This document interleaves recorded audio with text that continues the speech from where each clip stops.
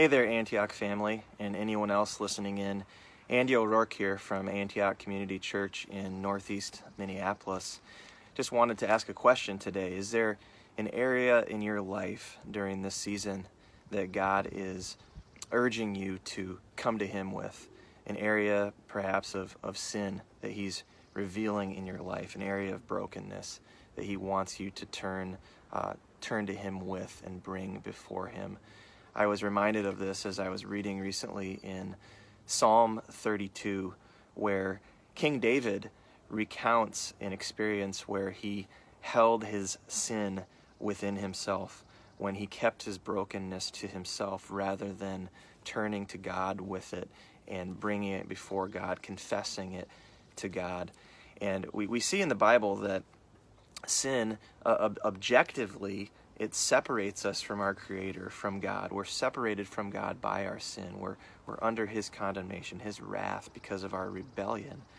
But our sin also does something within us if we keep it within ourselves.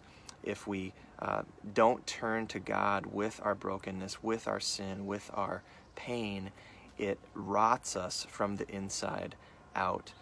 The gospel, the good news of the gospel, is that God has made a way through sending His Son, Jesus Christ, for us to, through believing in Jesus, through faith in Jesus and what He's done on the cross and rising from the grave, we can be freed from our sin. We can experience forgiveness.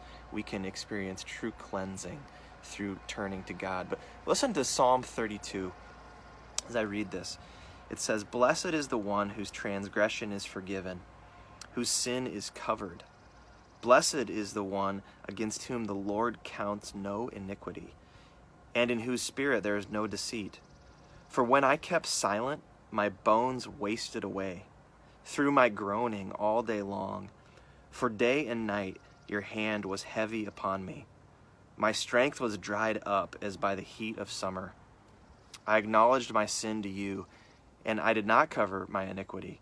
I said, I will confess my transgressions to the Lord, and you forgave the iniquity of my sin. Therefore, let everyone who is godly offer prayer to you at a time when you may be found. Surely in the rush of great waters they shall not reach him. You are a hiding place for me. You preserve me from trouble. You surround me with shouts of deliverance. I will instruct you and teach you in the way you should go. I will counsel you with my eye upon you. Be not like a horse or a mule without understanding, which must be curbed with bit and bridle, or it will stay near to you. Many are the sorrows of the wicked, but steadfast love surrounds the one who trusts in the Lord. Be glad in the Lord and rejoice, O righteous, and shout for joy, all you upright in heart." So what happens when we keep our sin within ourselves, when we don't turn to God, when brokenness and pain and turmoil is kept within us? Either we're trying to hide it, we're trying to deal with it in our own strength, we're trying to fix it somehow, or we're too proud to humble ourselves and bring it before God. Look what David says. He says, my bones wasted away.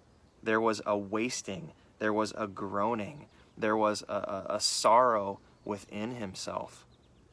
But when he turned to God, when he turned to God with his sins, with his brokenness, with what was going on inside him, he experiences forgiveness. He experiences a covering of his sin, a cleansing of his sin, true joy, true freedom, being glad in the Lord, rejoicing, shouting for joy. Those are the two options available to us.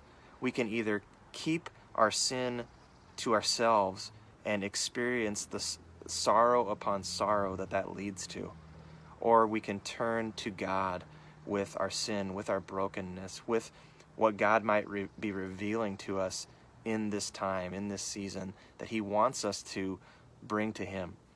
Will you turn to Him during this time? Will you pour out what's going on inside you to God? He invites you to do that and experience the joy and forgiveness and cleansing and peace and hope that only He can bring through Jesus Christ.